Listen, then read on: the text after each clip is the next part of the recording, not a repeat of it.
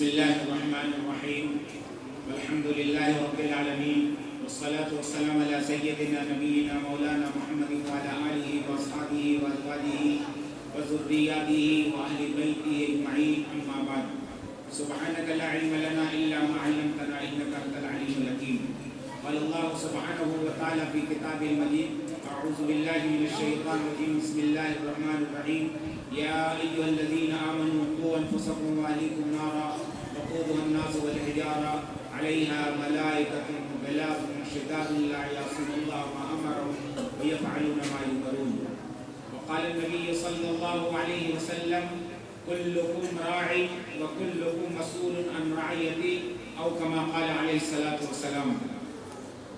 علماء کرام، افراد اعظام، دینی ایمانی بھائیوں، عزیز طلباء، اور اگر میری آواز میری بہنیں اور بیٹیاں سن رہی ہیں، میری بہنوں اور بیٹیوں، السلام علیکم ورحمۃ اللہ وبرکاتہ. کیونکہ جب سلام کیا جائے تو جواب دینا چاہیے. اس لیے کہتا ہے ہمارے علماء کا جو پورا مجمع آپ کا غلط ہوگا پھر کر رہا ہوں. السلام علیکم ورحمۃ اللہ وبرکاتہ. وعلیکم السلام ورحمۃ اللہ وبرکاتہ. ماشاء اللہ آپ دیر سے قرآن کے تعلق سے، مدرسے کے تعلق سے باتیں سن رہے ہیں، کیونکہ ٹائم بھی زائد ہو چکا ہے. بس چند باتیں ہمارے جو ایمان والے بھائی اور بہنیاں تشریف فرما ہیں ان سے عرض کرنا ہے کہ دیکھیے اللہ رب العزت نے آدم علیہ السلام کو پیدا کیا اور آدم علیہ السلام سے تمام روحوں کو اللہ نے پیدا کر دیا. وہ عالم ارواح کے اندر ہے.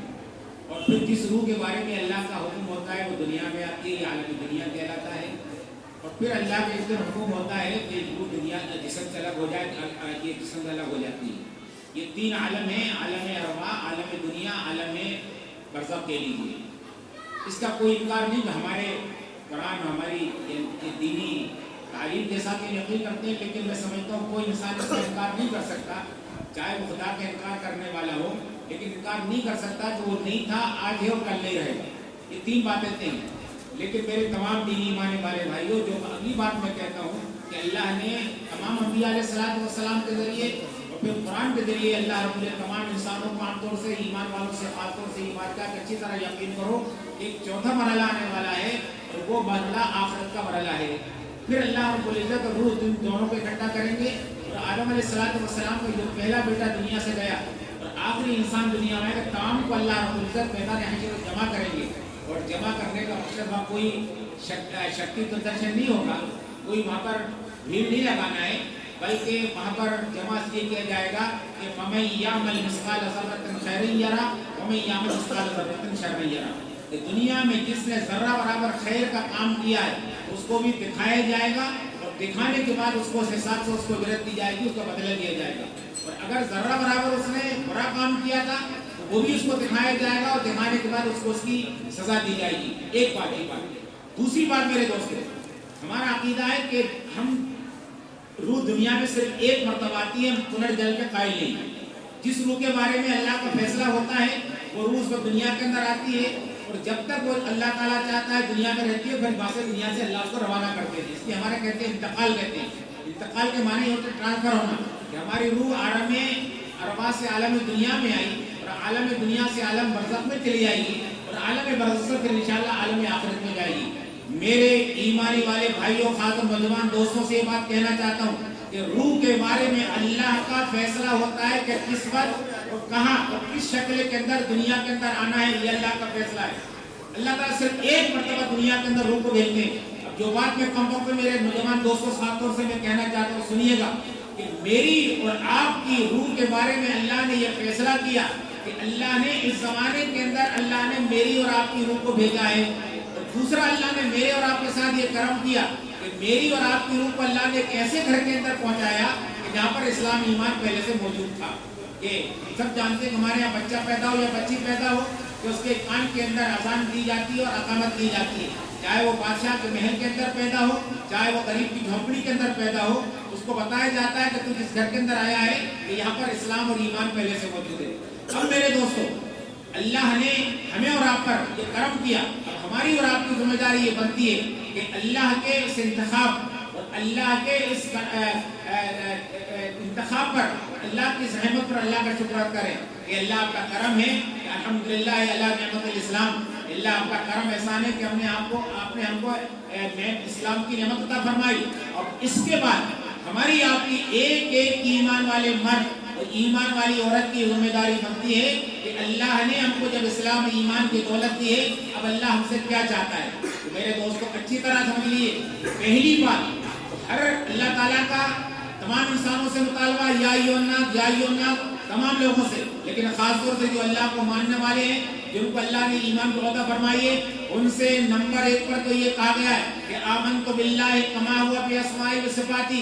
پہلی ہماری ذمہ داری یہ بنتی ہے کہ ہم کو اللہ کو ماننا ہے، اللہ پر ایمان لانا ہے جو اللہ کے ماننے کا حق ہے۔ یہ اچھی طرح سمجھ لیجیے گا، میں عوام سے خاص طور سے کہنا چاہتا ہوں، علماء کی توجہ دلانا چاہتا ہوں کہ خالی اللہ کو مان لینا کافی نہیں۔ اللہ کو تو مشرکین مکہ بھی مانتے تھے، ہمارے برادران وطن بھی خدا کا انکار نہیں کرتے، لیکن اللہ کو ماننا ہے کما ہوا باسماء صفاتی، کہ جیسا اللہ ہے اپنی صفات اور ناموں کے ساتھ جو اللہ نے تعارف قرآن مجید میں ذکر کروایا ہے۔ نمبر 1 اس کو کہتے ہیں توحید، یقین، ایمان، عقیدہ، جو بھی آپ کو یہ آپ کو مضبوط کرنا ہے۔ پہلی ذمہ داری ہر ایمان والے کی بڑھتی ہے۔ اچھی طرح سمجھ لیے، اگر دنیا اور آخرت کے اندر ہم کامیابی چاہتے ہیں تو ایک ایک ایمان والے کی ذمہ داری بنتی ہے کہ وہ اپنے عقیدے کو، اپنے ایمان کو، اپنی توحید کو، اپنے یقین کو مضبوط کرے، اور توحید کا اپوزٹ ہے شرک سے بچنے کی کوشش کرے، ایک بات۔ اور محمد رسول اللہ، لا الہ الا اللہ کیا محمد رسول اللہ۔ دوسری ذمہ داری ہماری یہ بنتی ہے کہ رسول اللہ صلی اللہ علیہ وسلم کے تعلق سے ہم اس بات کا یقین کریں کہ آپ آخری نبی ہیں، اور آپ کی شریعت کے اندر اللہ رب العزت نے پوری انسانیت کی کامیابی رکھی ہے۔ اب ہم کو شریعت کو سیکھنا ہے، اس پر عمل کرنا ہے۔ اور اس کے ساتھ ساتھ میرے دوستو، اللہ نے یہ کہا کہ تم کو، جیسا میں نے کہا کہ چوتھا عالم آنے والا ہے، آخرت آنے والی ہے۔ جس طرح ماں کے پیٹ سے بچہ یا بچی دنیا کے اندر آتا ہے، اب سب جانتے ہیں کہ 9 مہینے تک بچہ پیٹ کے اندر رہتا ہے، اس پہ جان ڈال دی جاتی ہے، وہ بچے ماں کے پیٹ کے اندر وہ سانس بھی لیتا ہے، اس کو غذا بھی ملتی ہے، وہ پورا اس کے سیر و تفریح بھی کرتا رہتا ہے، پورے ماں کے پیٹ کے اندر وہ چکر بھی لگاتا رہتا ہے۔ لیکن اس کو یہ بتا دیا جائے کہ جناب محترم، چند دن کے بعد آپ جانے والے کہ اس عالم کے اندر، آپ کے اس عالم سے بہت بڑا عالم وہاں پر موجود ہے۔ میرے دوست اچھی طرح یقین کر لیجئے، نوجوان بچے اور بچیوں سے کہنا چاہتا ہوں کہ اللہ نے قرآن مجید کے اندر کہہ دیا ہے کہ دنیا سے جانے کے بعد ہر انسان کو یہاں سے منتقل تو ہونا ہے، یہ بات طے ہے، کوئی اس کا انکار نہیں کر سکتا۔ لیکن ہمیں اور آپ کو قرآن مجید کے ذریعے اللہ نے یہ تعلیم دے دی ہے کہ جانے کے بعد صرف 2 مقام ہیں۔ اگر آدمی اسلام اور ایمان اور اللہ کی معرفت کے ساتھ دنیا سے جائے گا تو انشاءاللہ اس کا اگلا قدم جنت کے اندر ہوگا۔ انی آمنت بربکم فاسمعون قیل ادخلوا الجنہ۔ سورہ یاسین آپ پڑھتے ہیں، یقیناً پڑھتے ہوں گے اور پڑھنا چاہیے روزانہ۔ اس کے اندر اللہ نے کہہ دیا ہے کہ ایمان والے کا تذکرہ کیا، اس نے جب ایمان کا مظاہرہ کیا اور لوگوں نے اس کو شہید کر دیا تو اللہ نے کہا کہ قیل ادخلوا الجنہ، جنت میں داخل ہو جاؤ۔ تو جنت میں پہنچنے کے بعد اس کی تمنا ہوئی، قال یا لیت قومی یعلمون، کاش کہ میری قوم کو معلوم ہو جاتا بما غفر لی ربی، اللہ نے کس وجہ سے میری مغفرت کر دی۔ وہ مغفرت کی وجہ سے ہوئی، ایمان کی وجہ سے۔ اچھی طرح سمجھ لیجیے۔ ارے بھائی یہ باتیں کون کر رہے ہیں؟ باتیں مت کرو، یہ آپ لوگ بات کرو، جسے باتیں کرنا ہے، ہم بات کر رہے ہیں تو بات کرو۔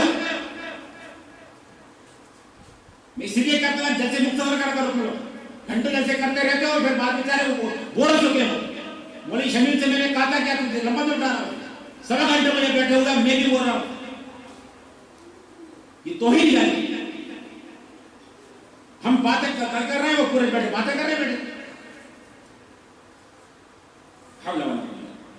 تو میرے دوستوں میں کہہ رہا تھا کہ اللہ اس نے کہا بما غفر لی ربی، اللہ نے میری مغفرت فرمائی، اللہ نے مغفرت فرمائی ایمان۔ تو میں جو بات کہہ رہا ہوں ہمارے اور آپ کے لیے بھی یہ، ہمیں منتقل ہونا ہے۔ اگر ہم یہ چاہتے ہیں کہ اللہ تعالیٰ ہماری مغفرت فرمائے تو ہر ایک کو اس بات کی فکر کرنا ہے کہ اسلام اور ایمان پر زندہ رہے، کہ دنیا سے جائے تو انشاءاللہ ایمان اسلام کے ساتھ جائے۔ وَجَعَلَنِي مِنَ الْمُكْرَمِينَ، اور اللہ نے اس کے اعزاز کر رہا ہے۔ اور اگر خدا نہ خواستہ اگر وہ بے ایمانی کے ساتھ جاتا ہے تو قرآن میں میں نے جو آیت پڑھی، اللہ نے خاص طور سے ایمان والوں سے کہا یا ایھا الذین آمنو، اے ایمان والو، قوا انفسکم واہلیکم، اے ایمان والو تم اپنے آپ کو اور اپنے تمام متعلقین کو نارا، ایک زبردست آپ تیار ہے، تم اپنے آپ کو اس سے بچا لو۔ زبردست آگ سے بچنے کا ذریعہ کیا ہے؟ زبردست آگ سے بچنے کا ذریعہ ایمان ہے. ابھی آپ ماشاءاللہ علماء سن چکے ہیں. اب اس وقت جو بات میں مختصر کہنا چاہتا ہوں، آج پورا نظام شیطان اور شیطان کے شاگردوں نے تیار کر دیا ہے کہ آنے والی نسل کو اسلام اور ایمان سے بیگانہ کرنا ہے، کفر شرکی اور ان کے زمان میں قباط ختم کرنا ہے، توحید کیا ہوتی ہے ان کو نہیں معلوم ہوگا. اس موجودہ دور کے اندر جس میں اللہ نے ہم کو اس موجودہ دور کے اندر پیدا کیا ہے، اسلام ایمان کی دولت دی ہے، اب ہم کو اپنی بھی فکر کرنا ہے. ہر ایک کو اپنی فکر کی ضرورت یاد رکھیے، کوئی اپنے بارے میں فکر نہیں ہو. انبیاء علیہ السلام کی دعائیں منقول ہیں، ادخلنی برحمتک فی عبادک الصالحین. کوئی کتنا بڑا ہو جائے اپنے بارے میں غلط فہمی کا شکار نہ رہے، نمال اس کا اگلا قدم کہاں جانے والا ہے. نمبر 1 پر فکر کرنا ہے. ساتھ میں اہلیکم جو اپنے متعلقین ہیں ان کی فکر کرنا ہے. ان کی فکر کے لیے میرے دوستوں ایمان والے بھائیوں کہنا چاہتا ہوں، جیسا میں نے کہا کہ اس وقت شیطان اور شیطان کے شاگرد پوری کوشش کر رہے ہیں کہ آنے والی نسلوں کو اسلام اور ایمان اور دین اور عقیدے سے اور آخرت کے تصور سے، حرام حلال سے، جائز ناجائز سے ہٹا کر ان کو منمانی زندگی لگا دیا جائے. اس دور کے اندر جو میں نے شروع میں کہا تھا کہ اللہ نے اس دور میں مجھے آپ کو پیدا کیا ہے، اب ہماری ذمہ داری ڈبل ہو جاتی ہے کہ اور اس نظام کے اندر پیدا کیا ہے، ہم کو یہاں پر رہنا بھی ہے، یہاں کے نظام کے ساتھ ہم کو ایڈجسٹ بھی اپنے آپ کو کرنا ہے، بچے اور بچیوں کو ہم کو دھاتی تعلیم بھی دلانا ہے، لیکن ساتھ میں ہم کو صرف کرنا ہے کہ ہمارے گھر کے اندر بچہ اور بچی جو پرورش پا رہا ہے انشاءاللہ وہ سچا پکا مسلمان بنتا رہے گا. وہ جب تک یہاں پر رہے گا اپنی اسلامی اور ایمانی آئیڈینٹی کے ساتھ رہے گا انشاءاللہ. اور جب جائے گا اسلام ایمان لے کر جائے گا. اس کے لیے میرے دوستو، اس کے لیے ماشاءاللہ جو ہمارے کہا یہ جو مدارس مکاتب کا سلسلہ ہے، اللہ سے ہمارے شمیم صاحب جتنے میں نے کل بھی ایک مدرسے مکتب میں کیا روزانہ کہیں کا جانا ہو رہا ہے، اس طرح کے مکاتب ہر محلے کے اندر ہر مسجد کے اندر قائم کرنے کی ضرورت ہے. میں جو مسجد میں کر رہے ہیں اس کو کہنا چاہتا ہوں آپ کر رہے ہیں مبارک، لیکن اس کو ذرا اور ڈیولپ کیجیے. جتنے حضرات یہاں بیٹھے محلے والے جن کو اللہ نے دولت دی ہے ان سے یہ کہنا چاہتا ہوں، ہمارے حضرت مولانا علی میاں فرمایا کرتے تھے کہ اس وقت مالداروں کی دولت کا سب سے بہتر مصرف اور بڑی عبادت اور بڑی خدمت یہ ہے کہ وہ اپنی دولت کو لگائیں کہ آنے والی نسلوں کا ایمان اور عقیدہ محفوظ ہو جائے. اس کے لیے آپ لوگ یہاں پر اور اس کو ڈیولپ کیجیے. اور جتنے حضرات تشریف فرمائیں ایک ایک مسجد کے اندر، ایک ایک محلے کے اندر، ایک ایک گاؤں کے اندر ہم کو جا کر یہ چھوٹی چھوٹی مکاتب کا جال بچھانے کی فکر کرنا چاہیے.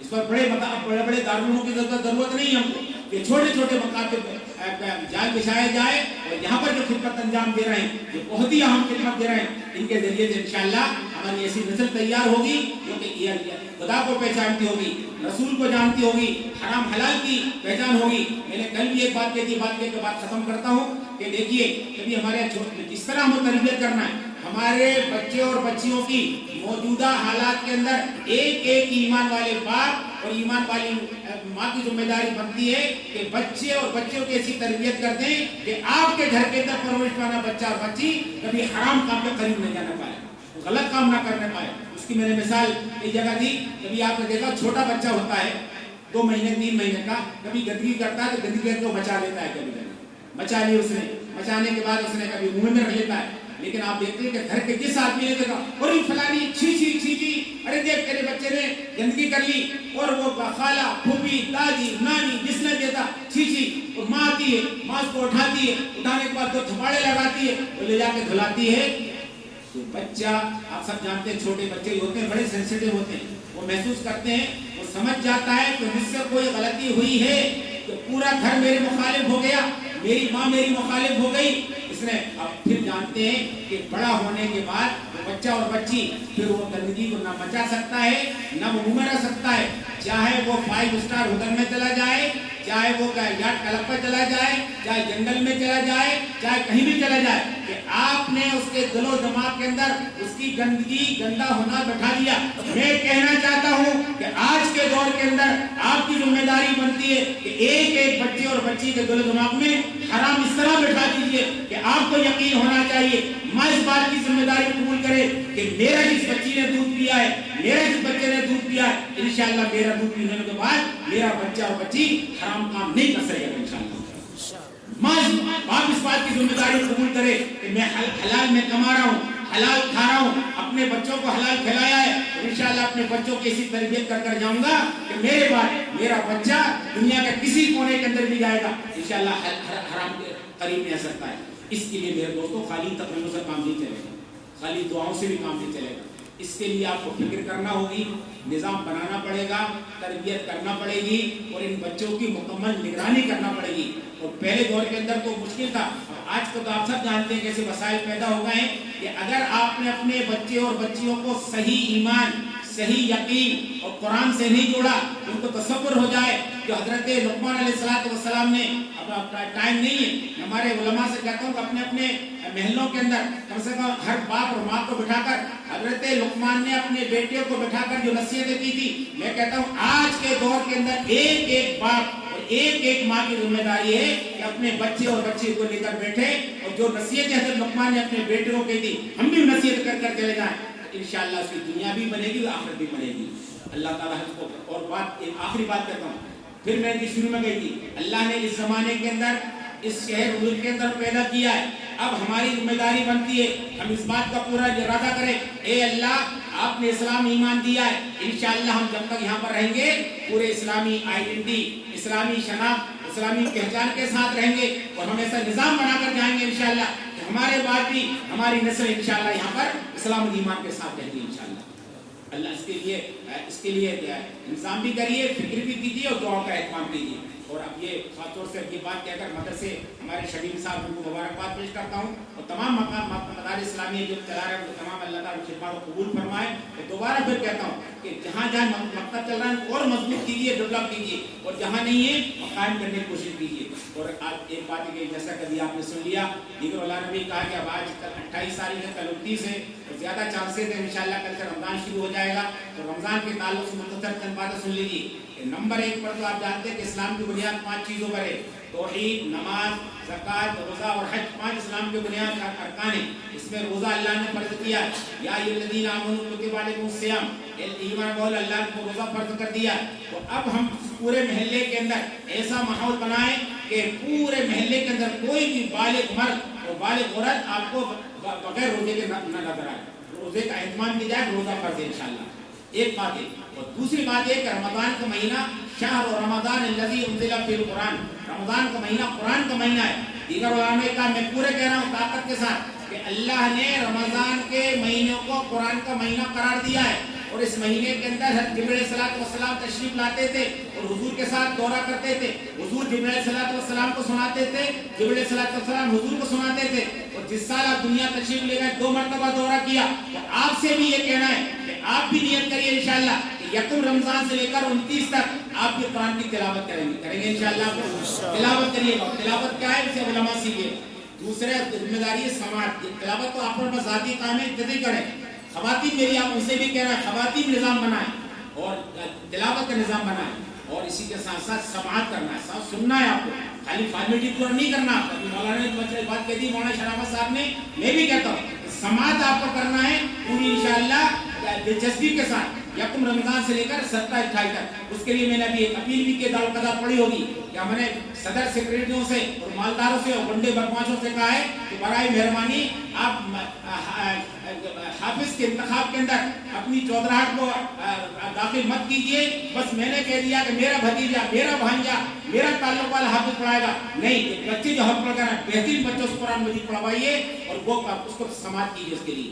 اور یاد رکھیے کہ اللہ نے 1 مہینے کا کورس دیا ہے اللہ نے, لیکن اللہ آج بھی اس بات بھی ماتا ساکت ماں بھی کہہ رہا ساکت نگر والوں سے بڑے پڑھے لوگ ہیں, لیکن آج مسلمان کہہ رہا نعوذ باللہ کہ اللہ آپ کو نہیں معلوم, ہم کو زیادہ معلوم ہے. رسول اللہ صلی اللہ علیہ وسلم آپ کو نہیں تھا, آپ نے تو 1 مہینے کا کورس دیا ہے, لیکن ہم اس کو 12 دن 15 دن میں کرنا چاہتے ہیں. اس کو آپ کو نہیں معلوم, ہم کو زیادہ معلوم ہے, ہم 12 دن 15 دن میں. اور یہ بات ہوگی نا, ایک ڈاکٹر نے آپ کو 1 مہینے کا کورس دیا اور کہا کہ جناب محترم یہ گولی آپ صبح کھائیے گا, شام کو کھائیے گا.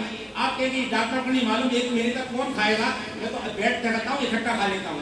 ہمارے خالو تھے, پٹواری تھے, وہ انہوں نے خود مجھے واقعہ سنایا. پٹواری لوگ تک جاتے ہیں, گاؤں میں رہتے ہیں. ایک دیہات کا میرا آدمی تھا, غیر مسلم تھا, وہ جب بیمار تھا مجھے قریب کہیں بازوں کا لے گیا, وہاں پر 1 مہینے کی دوا دی اس کو. ڈاکٹر نے کہا کہ صبح کھانا اور کہیں 1 گولی یہ کھانا, 1 گولی یہ کھانا, اس طرح اس کو بتا دیا. میں مغرب کے بعد پہنچا وہاں پر، اس کو چھوڑا اس کے گھر میں اور میں اپنے یہاں چلا گیا. عشاء کے بعد پھر میں اس نماز پڑھ پہنچا. تم نے گولی کھا لی؟ ہاں کہ اللہ کے پٹواری صاحب کھا لی. کتنی کھا لی؟ ارے کہ اللہ کے صاحب ڈاکٹر نے کہا تھا ایک یہ کھانا. میں نے کھانا شروع کی تو میں نے پوری کھا لی. میں نے ایک یہ کھائی، اب کیا کہہ رہا ہوں، ایک یہ کھائی، وہ پوری 1 مہینے گولی کھٹی کھا گئے. وہ ہمارے خالو کہنے لگے جب اس نے کہا گولی کھا لی تو اب میں نے کہا کہ یار یہ تو مرے گا رات میں کل، اب مرے گا تو میری اوپر بات ہے کلے کا. میں نے رات کو یہ بستہ اٹھایا تو دوسرے کام چلا گیا اور اب اس امید انتظار میں تھا کوئی خبر آنے والی ہے وہاں سے مطلب. اور میں پھر صبح کی نماز پڑھ کے دوبارہ میں نے وہاں پہنچا. کیوں ہوا؟ ارے کہنے لگے پٹواری صاحب بڑی سی آپ نے دوا دلائی کہ میں اچھا ہو گیا. وہ تو اس نے برداشت کر لی، میرے بے وقوفی تھی. میرے دوستوں وہی میں کہتا ہوں اللہ نے آپ کو 1 مہینے کا کورس دیا ہے، لیکن آپ اس دیہاتی کی طرح چاہتے ہیں کہ نہیں صاحب ہم کو 8 دن میں کورس پورا کر لیں گے. وہ تو میں اللہ کی مرضی تھی اس کا. میں تمام لوگوں سے کہنا چاہتا ہوں، کئی سال سے کہہ رہا ہوں، تو خدا کے واسطے اور اس کے ذمہ دار ہمارے حفاظ کرام علماء کرام ہیں. جس دن علماء کرام حفاظ کرام یہ بات مان لیں گے، عوام ماننے تیار بیٹھی ہوئی ہے. میرے مت کیجیے گا. میں علماء سے کہنا چاہتا ہوں کہ اگر آپ لوگ اس بات کو قبول کر لیں گے انشاءاللہ پورے بھوپال کے اندر انشاءاللہ 27-28 کو قرآن انشاءاللہ ہونے والا ہے. ایک بات اس نام سے پڑھیے آپ انشاءاللہ، سماعت کیجیے.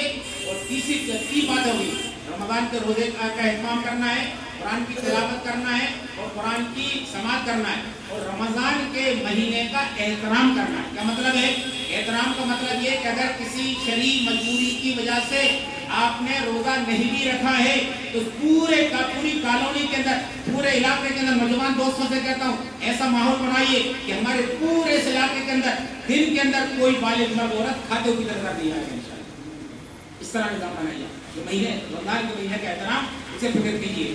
اور 5ویں بات یہ یہاں پر ہمارے سورہ بقرہ کی آیت نمبر 183 سے لے کر آخر تک آیتیں ہیں. یہ ہمارے علماء سے عوام سے کہتا ہوں خدا اللہ کے فرمان سن لیجیے گا. سورہ بقرہ کی آیت نمبر 183 سے لے کر پورا رکوع ہے، اس کے اندر روزہ، رمضان، قرآن اور پورے احکامات بیان کیے گئے ہیں. اسی درمیان میں آیتیں چھوڑ رہا ہوں کیونکہ مختصر کرنا ہے. یہاں پر اللہ نے خاص طور سے کہا ہے اذا سالک عبادی عنی فانی قریب اجیب دعوت الداعی اذا دعانی فلیستجیبوا لی ولیؤمنوا بی لعلہم یرشدون. میرے دوستوں پر علماء کہتے ہیں اس کا مطلب یہ ہے کہ رمضان کے مہینے میں ہر ایمان والے کو دعاؤں کا خوب اہتمام کرنا چاہیے. میں اپنے آپ سے بھی کہتا ہوں، آپ سے بھی کہتا ہوں، نیت کرو انشاءاللہ کہ ہم رمضان کے منظر اللہ سے جم کے مانگیں گے انشاءاللہ. بھوپال کی بھوالی جوان میں جھوم جائیں گے انشاءاللہ، کیونکہ جب تک مال نہیں ملے گا اور اللہ کے خزانوں میں کوئی کمی نہیں ہے. اسی لیے میں ہماری آپ سے بھی کہتا ہوں کہ یہ ویسے تو ہر وقت مانگنا چاہیے لیکن بعض اوقات قبولیت کے آپ سحری میں اٹھیں گے، نظام بنائیے، آدھا گھنٹے پہلے اٹھیے، آپ 2-4 رکعت پڑھ کے آپ دعا مانگیے اللہ سے. اور گھر والوں سے بھی کہہ دیے کہ بھائی سحری تیار کر کے وہ بیٹھ جائے، وہ بھی پڑھے اور سحری آخر کر لیں گے. فرائض 5 نمازوں کا اہتمام تو ماشاءاللہ کرتے ہی ہیں، نمازوں پر مانگیے. اور ایک مسئلہ ہے افطار سے پہلے، عصر سے لے کے مغرب تک کا پورا ٹائم قیمتی ہوتا ہے، لیکن حدیث کے اندر افطار سے پہلے کا مطلب قبولیت کا ٹائم ہے. میں تمام لوگوں سے کہنا چاہتا ہوں آپ اپنے گھر والوں میں جا کر آج اپنی بیگم سے کہہ دینا کہ بیگم اس سال ہمارے گھر کے اندر یہ نظام بنے گا کہ افطار سے آدھا گھنٹہ پہلے آپ افطاری بنا کے بیٹھ جانا. ہم ٹھنڈے بھجیے کھا لیں گے، ہم یہ نہیں کہ گرم گرم بھجیے چاہے ہم کو، آپ بھجیے پاپڑ بنا کے رکھ دینا اور آدھا گھنٹے بیٹھ کے ہمارا پورا گھر اللہ سے دعائیں مانگے گا. اس کا اہتمام کیجیے. اور یہ ہمارے افطار پارٹی ہوتی ہیں، افطار پارٹی والوں سے بھی کہتا ہوں میں آپ کو ضرور افطاری پارٹی کرنا، لیکن تم بھی ایسا